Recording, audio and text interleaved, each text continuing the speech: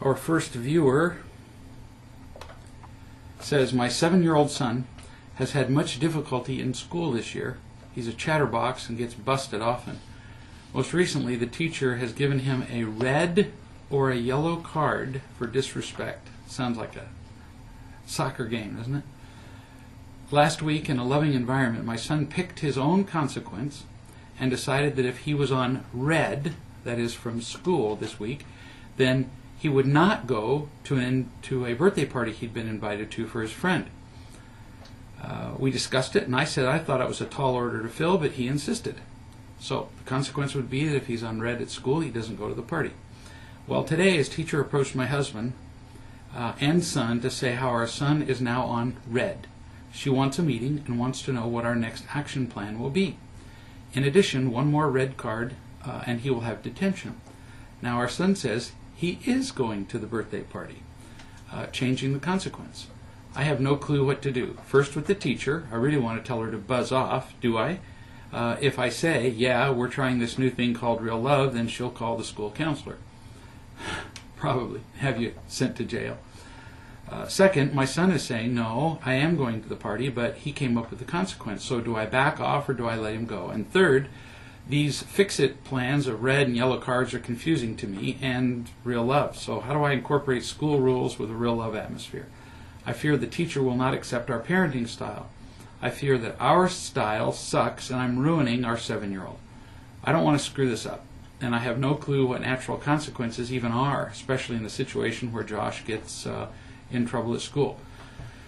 So that's a lot of different questions. The teacher, let's deal with her. Unless she's different from nearly every teacher that I've known, which is also to say, unless she's different from every human being I've known. So we're not singling teachers out here. She has a system. She's decided what she's going to do, and she's going to stick with it. If she didn't think it was the thing, she wouldn't be doing it. And so she's going to have an investment in her system, or her program, and so it's highly unlikely that she's going to listen to you saying, this whole red and yellow and green card thing is probably not productive. She's not going to hear that. Teachers have been taught, a huge number of them. I can't tell you how many teachers use this system. They'll put up you call it whatever you want. Some teachers use colors, some teachers use numbers. Okay, now you're at number 1. Now you're at number 2, which just means you're about to be hit in the head with a bat. Or they put up smiley faces and then frowny faces. My goodness. Who sold this to teachers? Well, for that matter, who sold it to parents, because teachers really are no different from the rest of us. But somebody has sold this on the fact that praising them is good, and telling them that they're bad, that's also good, because that motivates them. Even the most cursory examination would reveal this not to be true. I've now read countless articles and books and so on that suggest that both with students, children in the home, workers in the workplace, and so on, praise is not productive. Praise actually makes us captive to whoever is offering the praise. So that if you praise me to motivate me, and I'm a child, whereas I used to do an activity just because it was rewarding. That's the real reason to learn, because, well, it feels good. Turns out we don't trust kids, that they could just learn for the right reason. No. We have to train them like dogs. So a dog does a good thing, and you praise it and give it a treat. And that's what we teach our children, somehow supposing that our children are like pets. And then when they screw up, well, then we need to give them a good smack, like the old training, technique for teaching a dog not to pee in the house. Rub their nose in it and hit them. It was never shown to work, but it sure seemed to make the masters feel better. Which is what we're doing with our kids now. It's insane. Praise has been demonstrated by scientific studies to be harmful. It actually leads kids to go, I don't want to do this anymore, because now I have to do it to praise, to earn somebody's praise rather than for the right reasons. And yet we keep it up. And I don't mean we keep it up for a few weeks. We've been keeping this up for decades. So is she wrong? Yeah, dead wrong. And not just my opinion, proven wrong. But you're not going to change your mind. Try this. Try going in and saying, you're just wrong because it's been... I'm really joking. Don't do that. So now we understand the teacher a little bit better. But she's stuck there because it's all she knows. She's never seen the love and teach approach, so she sticks with what somebody told her in a book. So what do? Express to her your complete appreciation for what she's doing. Now, I don't mean this in a manipulative way. Okay, so if I express my appreciation for her, then she'll be nicer to my son. No, but the woman's doing the best she can with what she's got. So lighten up and say, thank you so much for pointing this out. We're going to be implementing a plan at home, adding some additional consequences when he doesn't meet the expectations or the standards that are set here at school. And we'd be very grateful if you would notify us each time there's a shift in, it just gives me chills of horror as I say it, but a shift in color. From somehow okay to yellow, which means you're about to be unacceptable, to red, which of course means that we're going to send you to hell. But you express appreciation to her for what she's doing, because the alternative is horrifying. The alternative is that you would tell her she's wrong. Now, you're going to get a complete lack of cooperation. She's almost certain to take it out on your son. It's just going to get worse. So, A, gratitude. And then teach your son what she's doing. Tell him, this is how the world runs. The world runs on praise and punishment. And even though she's doing it differently from how you're doing it at home, welcome to real life here, honey. Because everywhere you go in life, there are going to be people who are going to be attempting to manipulate you by giving you praise or punishment. So just understand where she's coming from, and understand that if you buck her, it's just going to be infinitely more difficult for you at school. So talk to him about issues that he has with her in class. You can be sure that if he's getting repeated red cards, there are some issues that he tends to bump up against her about. So help him with those. When the teacher says, okay, Billy, you have to stop whatever it is, help him see some alternatives to just continuing the same unproductive behavior. So, for example, when she says, that he's talking in class, give him something to do as an option. Like send with him to school pictures of you and your husband that he could pull out of his desk and just look at to get a sense of being grounded again to people who care about him. You could give him an assignment. You could say, whenever you feel like talking in class, write it down. Write it down on a piece of paper. And then at the break, you can either talk to the person that you wanted to talk to about it, or you can come home and you can talk to me about it as your parent. In other words, what you're saying is, your desire to talk is understandable. What we do is we just tell kids, don't. Do you know how handcuffed that makes a kid feel? Don't talk. Well, they need to talk. So you don't say to a child, don't. You say, write it down. And then when you get home, I'm dying to hear what the subject was. It makes the kid feel important, which he is, rather than just being told, shut up, don't move, don't talk, don't this, don't that, or you'll get yellow and red cards for the rest of your life. How frustrating is that?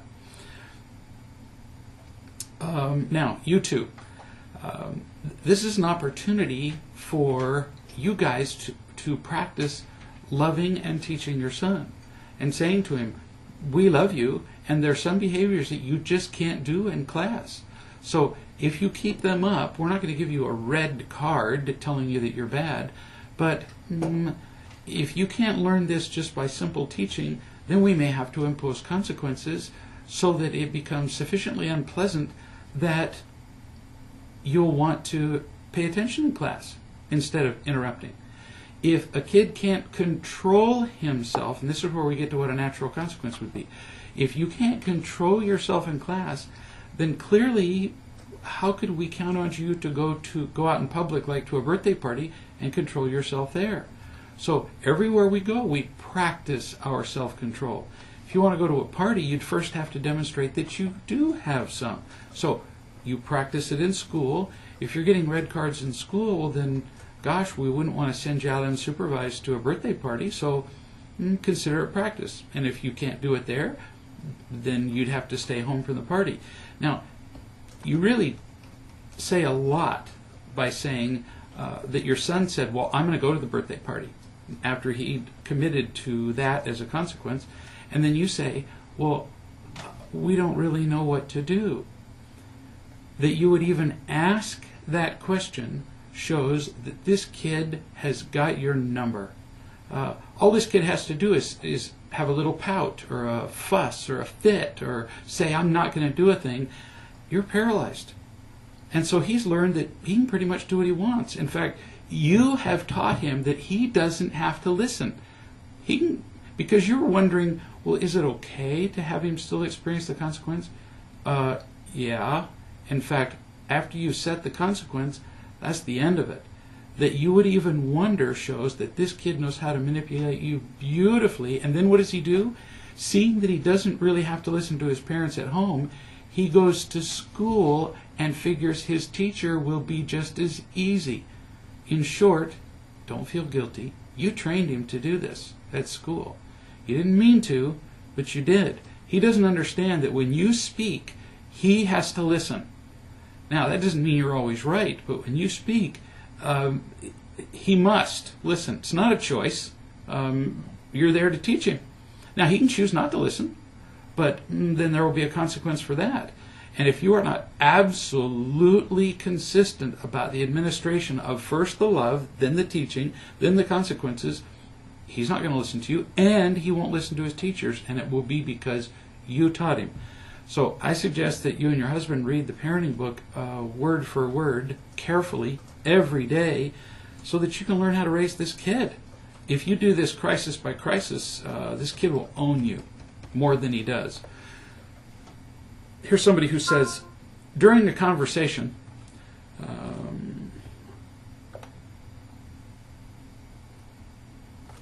where am I? I said this to a friend.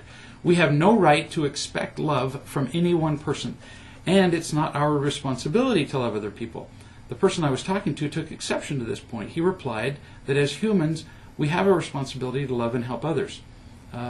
So, what are your thoughts? We do have a responsibility to love others. How could we not? It's the happy way to live. We have a responsibility to them, and we have a responsibility to ourselves to learn to be as loving as we can toward other people. Does that mean that I also have a responsibility to love any specific person that I'm with? Yes, it does mean that. Or the first, that we would generally have a responsibility to love others, would be meaningless. The generality is meaningless unless we apply it specifically. But do other people have a right to tell me that I'm responsible for loving them? Never. Nor do I have a right to tell other people that it's their responsibility. So it's this simple, in case I would explained it poorly. If I'm talking to two people and one person is saying, but he has a responsibility to love me, I would turn to him and say, you do have a responsibility to be as loving as you can to this person. But then I would turn to the person who said that he had that responsibility and say, what I just described as his responsibility is also none of your business. So in other words, the responsibility to learn to be loving is a standard that we impose on ourselves, not on other people. It's to make us better. As soon as we tell other people what they have to do with us, that's the end of it. There's no relationship, and it's the end of even any opportunity to feel loved by that person. This next viewer said, my son's father and I have set up a visitation schedule, and every week he cancels at least one of the visits because he's tired. The kid's dad, your ex-husband. I get angry. I'm tired and exhausted from having the kids all day and all night. I feel like a victim because I can't just cancel my kids because I'm tired. What are the natural consequences in this situation? This is about really dramatically changing your perspective, sweetie. Don't hear me criticizing you. I'm just telling you there's a different way of seeing it. You talk about being tired of being with your own children. I find that similar to men who will sometimes complain to each other that, oh man, tonight I have to babysit my kids. Excuse me? You don't babysit your own children. Getting to be with our children is a privilege, an honor, an opportunity to be loving, not a burden. And you're seeing your kids as a burden. That would require a significant change in perspective, and I suggest that you talk to a number of people in the real life community so that they can help you through that from time to time when you have the mistaken notion that your children are a burden. No, they're your children. You brought them into the world. You accepted the responsibility of loving them, and now you're right. You don't get to quit them. Now, one of the main things that's bothering you is that your ex-husband does. Well, you know, tough. If I'm looking for fair, I'm not likely to find it. And it's not necessary. My demands for justice will only keep me from being loving and from being happy. So, you know, you resent him that he has a freedom, but that has nothing to do with your responsibility to raise your kids. What if he were dead? Would you now what? Farm them out half the time and just say, hey, I just need your kids to be out of the way, so we'll park you out in the garage somewhere? They're yours. Now, there are a lot of things, and I'm not going to talk about them now, that you could do to encourage your ex-husband to spend more time with the kids, but resenting them and resenting him because of his behavior is only going to make you pretty miserable. Here's somebody who says, I remember you speaking about participating in 12-step groups in the past, and I recently joined CODA, or Codependence Anonymous, for those of you who aren't familiar. Codependence Anonymous are for people who listen to me, gosh, what a misnomer, who revel in, who experience codependency, that is, being so dependent on the approval of another person, a partner, that their own behavior becomes sick and they become unhappy. You say, from your past experience, what's your opinion of 12-step groups and their ability to help people? One thing I struggle with is the need to find positive, upbeat encouragement.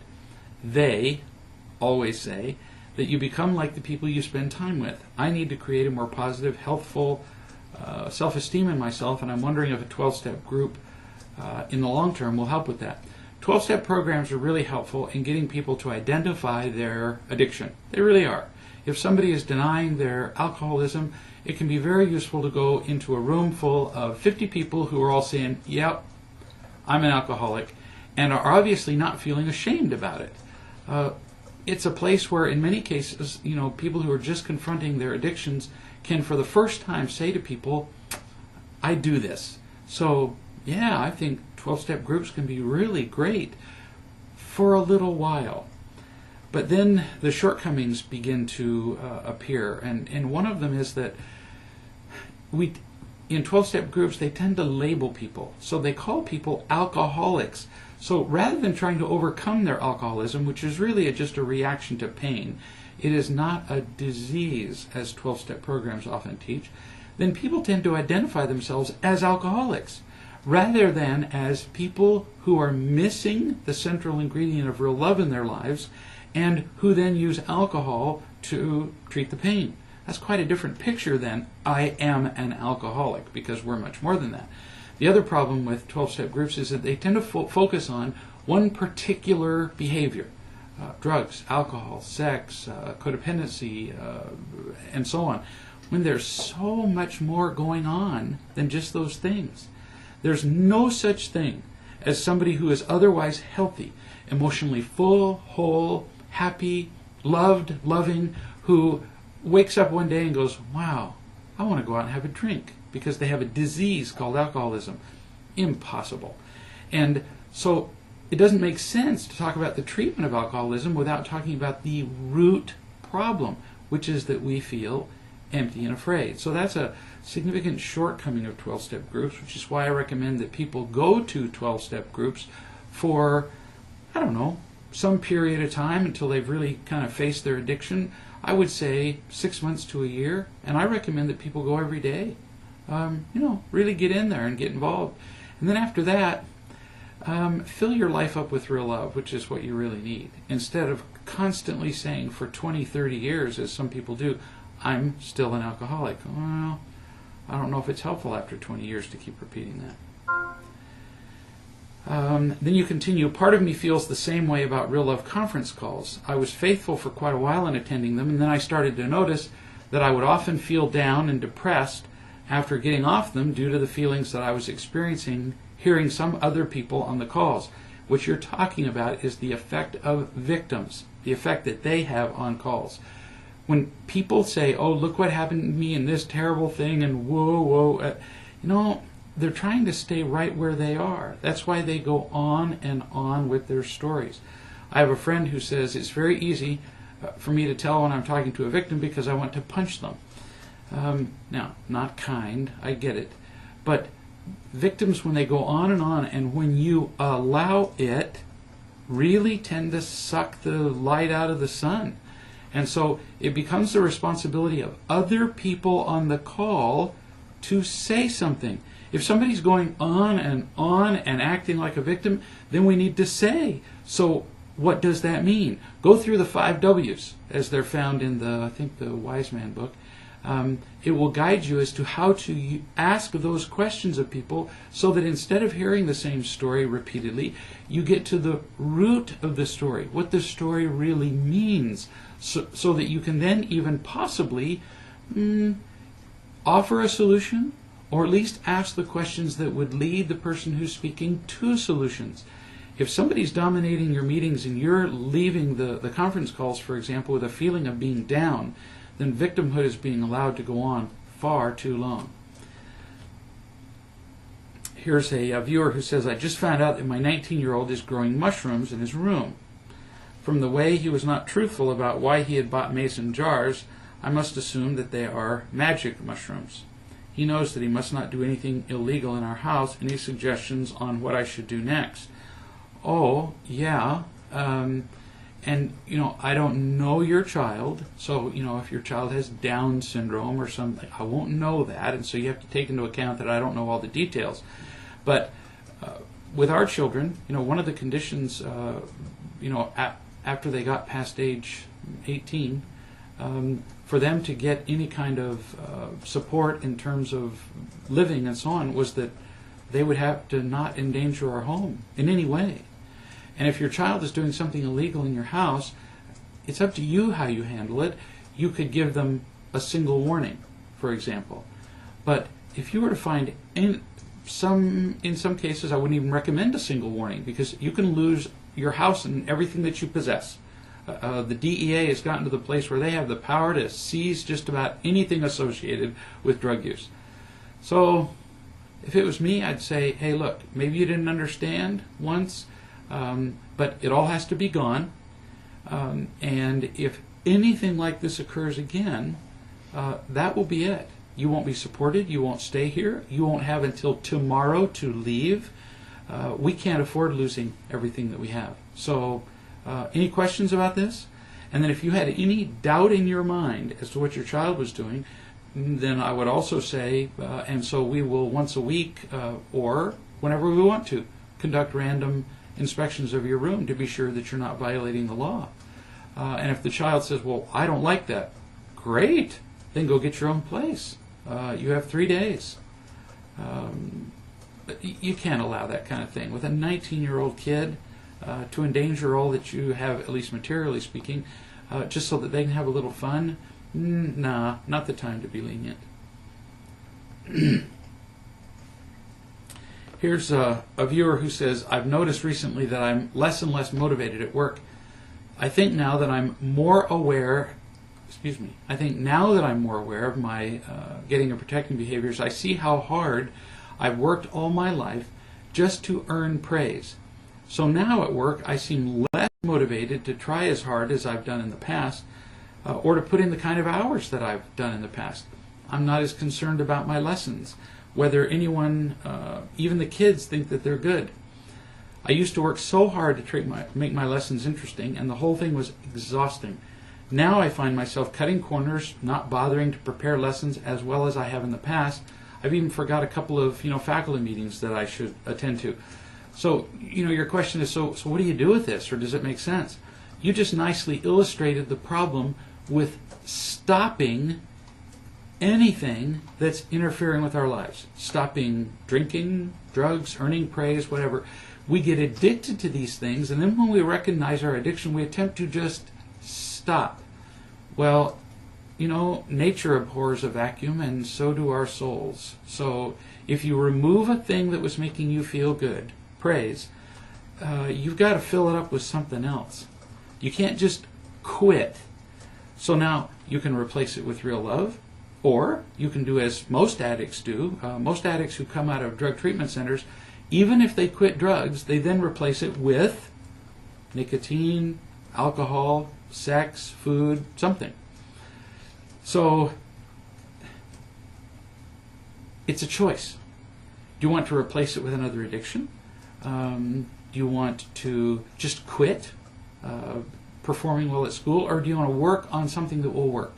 And so what I would suggest is that first you treat the root cause, which is to get enough real love in your life. And that means just pouring your heart into it. Conference calls, individual calls, starting a real love group wherever you live, that takes some real guts to do. But if we put as much effort into that as we did into our jobs, we would all be able to start groups wherever we lived. And as the emptiness and fear in your life disappear, you'll discover who you really are. You'll discover what a reasonable effort in your job is. So, for example, you're a teacher. You prepare lessons. In the past, you put a lot of effort into preparing lessons so that you could be praised and so that people wouldn't criticize you for not doing a good job. So you were driven by emptiness and fear. Now, how do you figure out what a reasonable amount of effort put into preparing a lesson would be? Until you're not empty and afraid, you wouldn't know.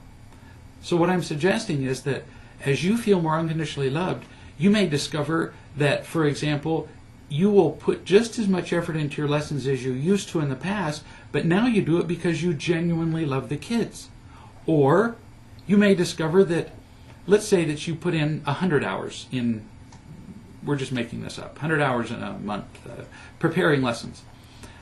Now you discover that the kids get lessons that are way better than average and really quite good, but you only have to put in 70 hours. 70% the effort, but still more than a sufficient effort to teach the kids. And now you have time left over to devote to, well, I'll be darned, yourself, relationships, caring about other people, other interests, and so on. But until we get rid of enough emptiness and fear, we don't even know what is motivating us. We don't know what we really like. We don't know what a reasonable effort even looks like. So we have to treat the root cause first. We keep wanting to bypass that, answer questions about our jobs and so on, while we're still empty or afraid. Impossible. We could never figure that out. Here's somebody who says, I was wondering if you could give me feedback regarding kids and fairness. Is it your experience that kids on the whole are more fairness oriented, or do you see fairness orientation as a sign of a child's tendency toward victimhood? The younger we are, the more we are into immediately feeling a thing. Adults think it. They overthink everything. Now this means this and this means that, and how do we relate that to the past? How's that going to affect me in the future? See how adults do? We're thinking past, present, and future all the time. It gets very muddy and complicated. Kids are way less complicated. They're much more into, how does this make me feel right now? And what can I do to get rid of my pain or make myself feel better? So when something happens that is inconvenient and unjust, they feel the intensity of the feeling immediately. They tend to relate it less to past and future. They tend not to overthink it, and they want the injustice corrected right this second. So I don't know that they're like more fairness oriented. It's just that they don't have all the other coping mechanisms to put off the injustices. So, yeah, on the whole, kids become pretty fired up about what's fair and not fair. And it's important that we teach them that fair doesn't mean anything. What matters is what's right. So, is it fair that your brother took the toy from you? Well, no, I guess not. But what a silly question. You want fair? Go where they show the pigs in the fall. What matters is, how are you going to respond to this? You could demand that your brother give you back the toy right now and hit him. How does that work? It's easy to work with kids. They understand immediately. Have you been happy in the last 5 times you've hit your brother? Well, I know, you felt satisfied, but really happy and closer to him? No. So if we insist on fairness, how does it work? Not very well. For one thing, we're very bad judges of what's fair.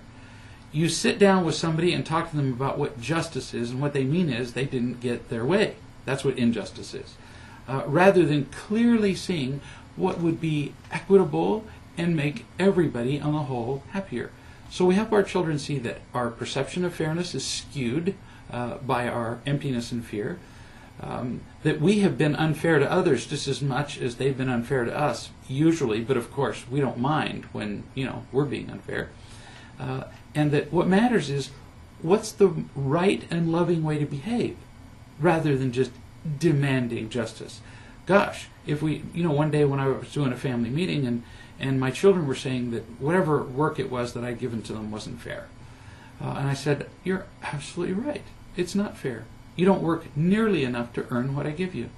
So we'll make your job twice as much. That took care of the discussion of fairness, at least in that conversation. It came up again, I promise you. If kids got what was fair, well then, goodness, they'd get almost nothing, because it's almost all a one-way deal. We give to them, and they work very little really to earn it. So just point out to them that the justice they think they want, they probably don't. It's a one-way justice that they're looking for, and that is unfair. Here's somebody that says, if being unconditionally loving means caring about the welfare of others without thinking what you'll get for yourself, how can you be both unconditionally loving and still take care of yourself? Is thinking about what you get for yourself different from doing what is best for your own happiness? Aren't there cases in which doing what is best for your own happiness conflicts with caring purely about the welfare of others? That was a lot of questions. Let's try this. If I unconditionally care about you, then I will care for your happiness, do for you, think about you, and so on, without wanting anything in return for my caring. Notice, it does not say that I can't care about my own happiness. It just says I give to you without caring for something in return. So, for example, you call and you say, Greg, do you have some time to talk? And I think, I've got a whole lot of other things to do, which is always the case. But no, I'm willing to, now I don't say this out loud, but I think, no, I'm still willing to spend some time with you. And so I say to you, yes, I'd be delighted to talk to you.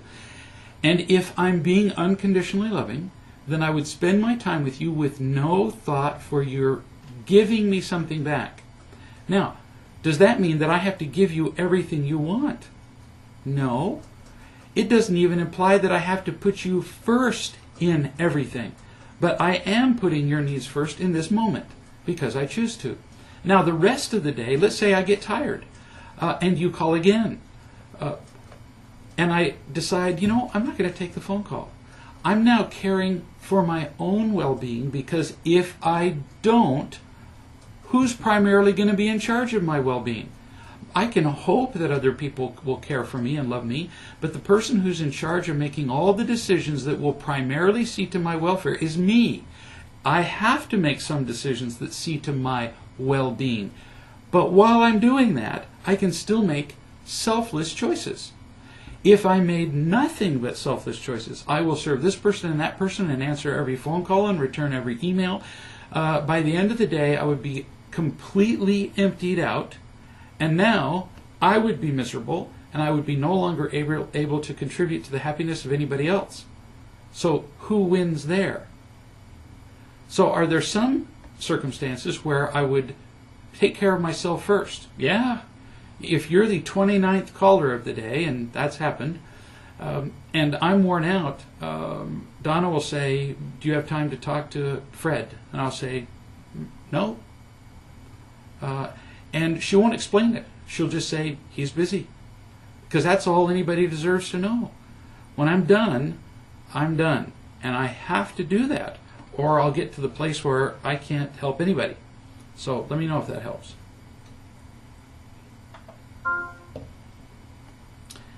Here's somebody who says, I have been feeling and living like a victim the past few days. I'm really aware of it and have not been too successful getting past it. I can hear it in my voice and recognize it. I've made a few calls and it sort of helps. I realize it is within me and not outside myself, so my expectations that anyone else can really effectively help me get past this is diminished. Yet I am stuck and really wanting it to change. Any suggestions?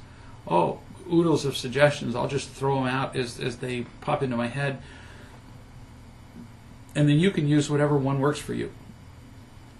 Anytime I'm tempted to feel like a victim, and I certainly have, I ask myself, so what am I feeling victimized about? Exactly what is it that people and the world were supposed to do for me? Identify it.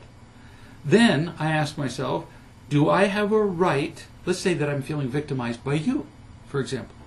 Well, he didn't, or she didn't, blah, blah, blah, blah, blah, blah, blah. So I identify what I'm not getting. That's okay, no problem.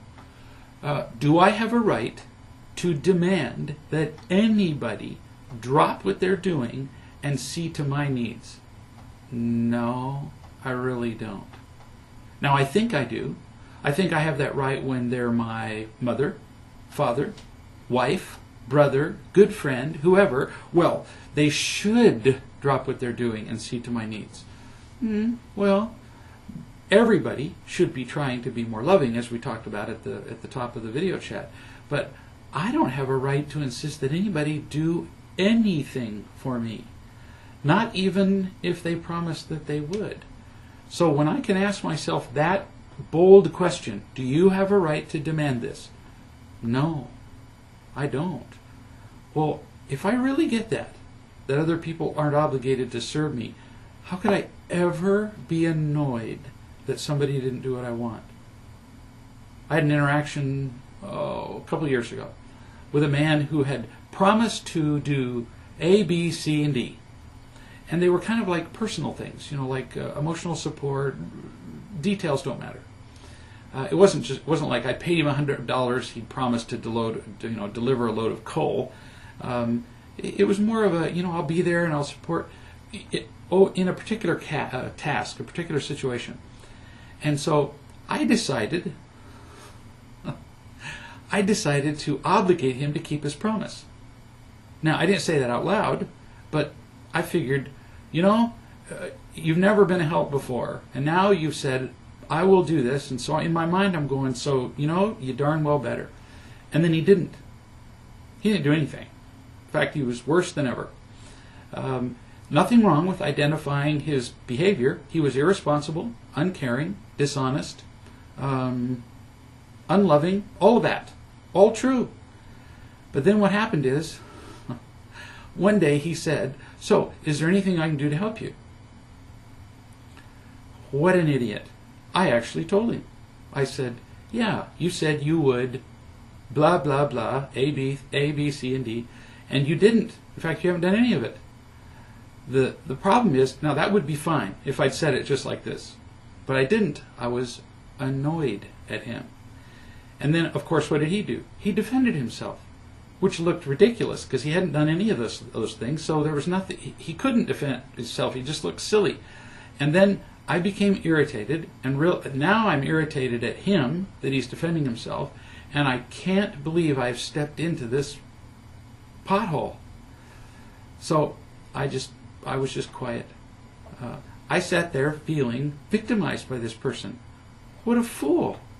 Because I had an expectation that this person had to blank, especially because he was in a position that dictated he help me, and because he said he would. Stupid. Not him. Me. My expectations did it.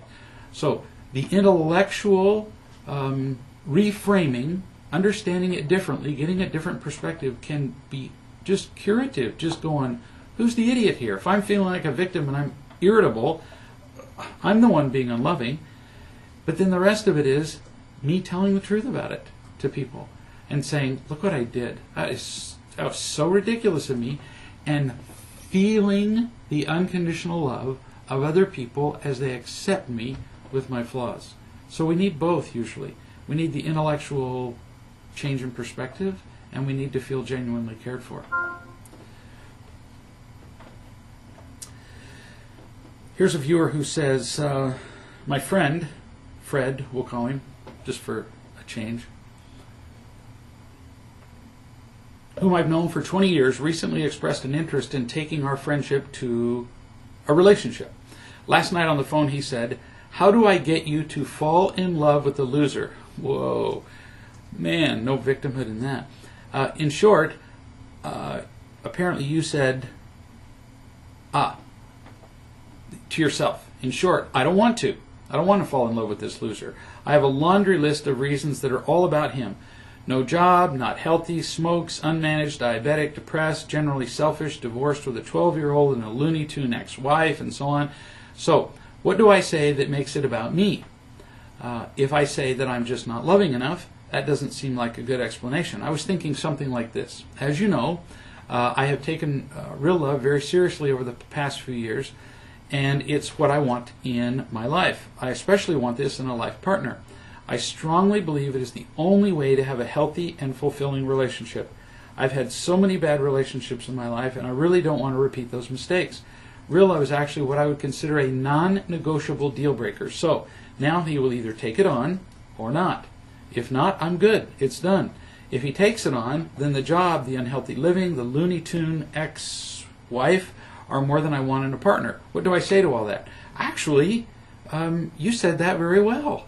I would say exactly that to somebody who expressed a real interest in me.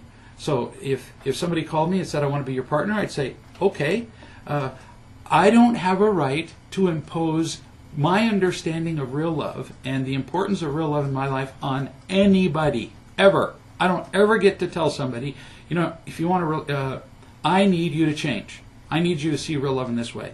However, I do get to set the standards for who I allow in my life. In fact, if I don't, aren't I kind of stupid? Especially if I'm choosing them to be a partner for the rest of my life. Otherwise, why not just pick up a phone book and throw a dart at it and go, okay, I'll marry that person. That just doesn't even make sense. So in picking a partner, we're not saying, like, let's say I'm dating you. I wouldn't say to you, Susie, this is what you have to do. No. I would say, Susie, this is what I require in a partner. I require an interest in real love. I require truth-telling, blah, blah, blah, blah, blah, blah. And you now have to decide whether that's what you want. Most people will not change, will not conform. They'll just go, oh, well, you're just being too picky. Well, you just learned what you needed to learn, didn't you? And in the case of this guy, you got to ask yourself whether it's even worth your describing that to him. Now, if you want to, you can, but then he would have to show dramatic changes in his lifestyle. He'd have to go, oh my gosh, I've been wasting my whole life, thank you, and want to learn about unconditional love as his primary effort in order to become eligible to be a partner for you. He doesn't have to do anything to be eligible for your unconditional love. No, you can love anybody. But to be your partner, we're not looking for somebody that we need to be taking care of the rest of our life. And it's also not a trade. You're not looking for somebody that if you love him, he'll love you back, which would be loving you in return.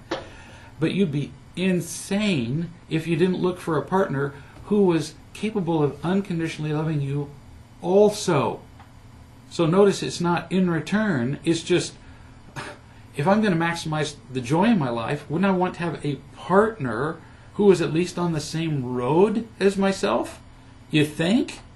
I mean, if you're going north and your partner's going south, what are the odds that the two of you are going to meet? Spiritually speaking, ain't going to happen. So I'm just looking for a partner who's in the same general direction as myself so that we can be partners. Do you see? If you marry a guy who's not on the same path, you're actually being unloving because the conflict is utterly guaranteed. You're going to bump up against these disparate standards constantly, and you'll actually have done not only you, but you'll have done him a disservice because he's not headed in the same direction. So, no, please do set some standards. Please do.